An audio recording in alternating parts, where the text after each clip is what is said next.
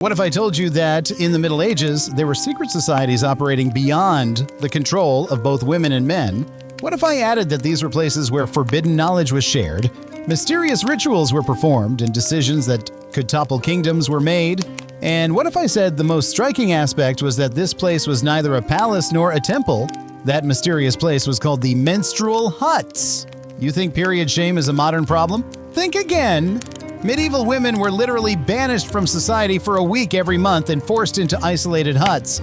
But here's what history books won't tell you. These women turned their exile into the ultimate girls' club that was so powerful the church tried to destroy all evidence of it.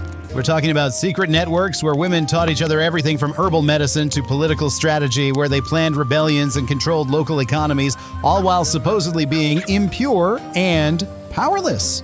But wait until you hear about the Nordic menstrual huts where women supposedly gained supernatural powers, or the Celtic period lodges where they practiced ancient magic that terrified grown men.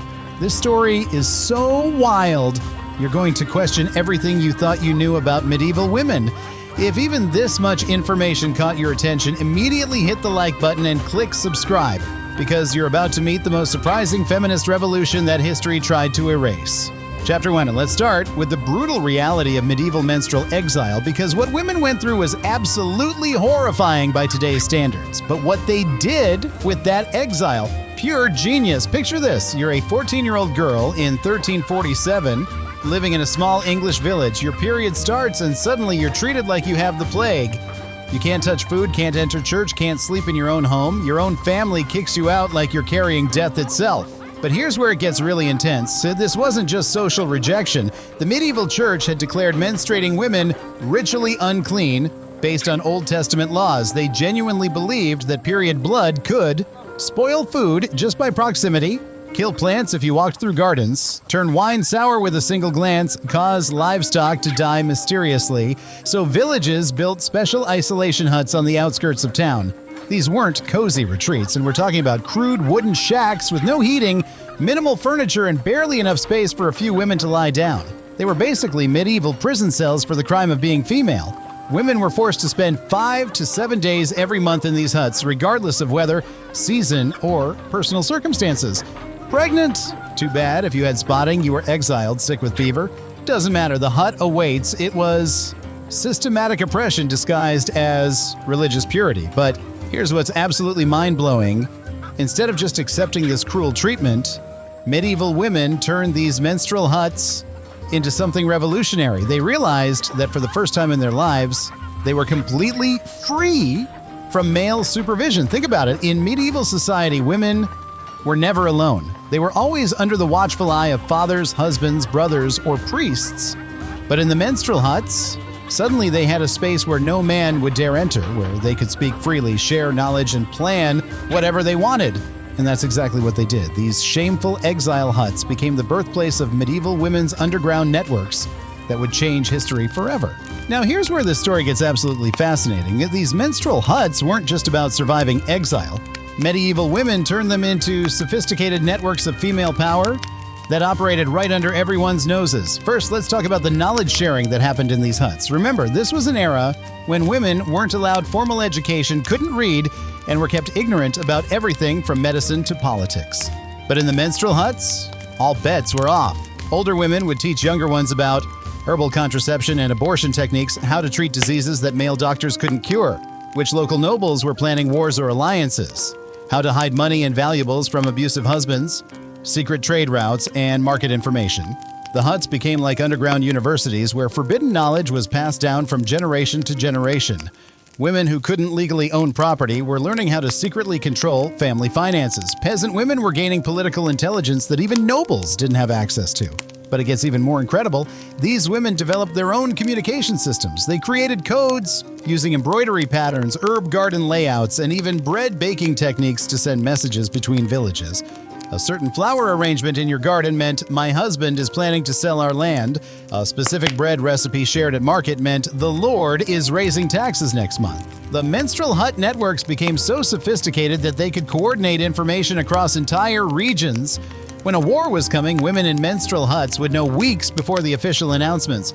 When crops were going to fail, they'd have advance warning to hide grain stores. And Here's what's really going to blow your mind. Some historians believe these women's networks were so effective that they influenced major historical events.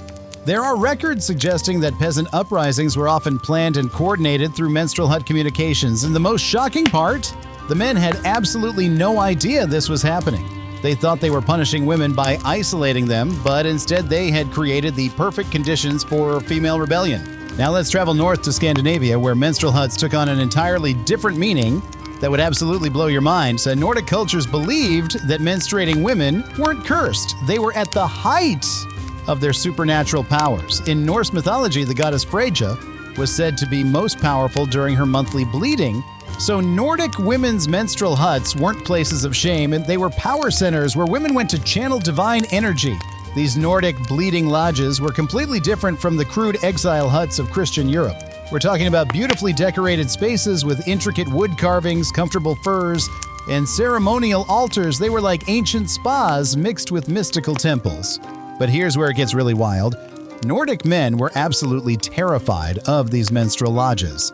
They believed that women inside could curse enemies with permanent bad luck, predict the future with perfect accuracy, control weather patterns and harvests, communicate with the dead, cast love spells that were impossible to break.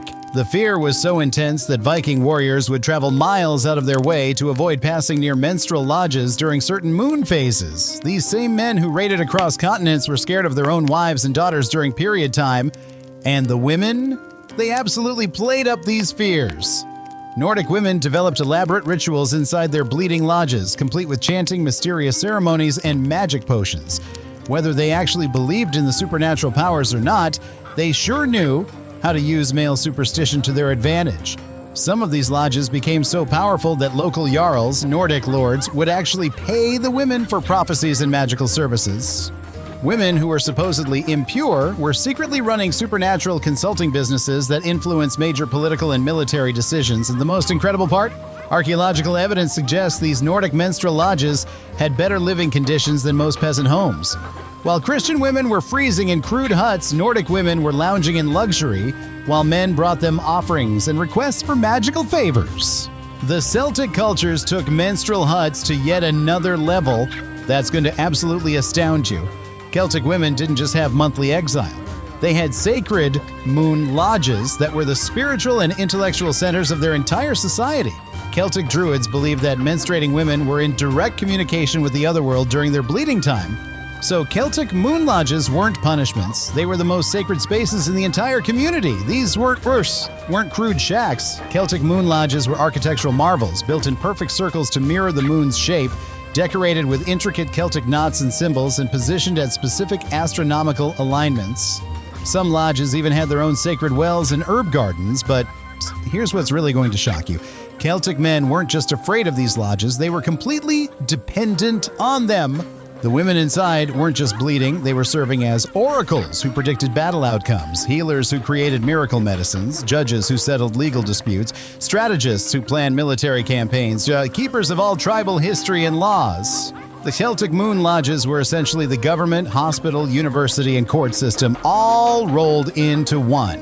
While men fought wars and tended livestock, women in the moon lodges were running the actual civilization. And get this, Celtic women would time major tribal decisions around their collective menstrual cycles. They believed that when multiple women bled together during the new moon, their combined wisdom could solve any problem.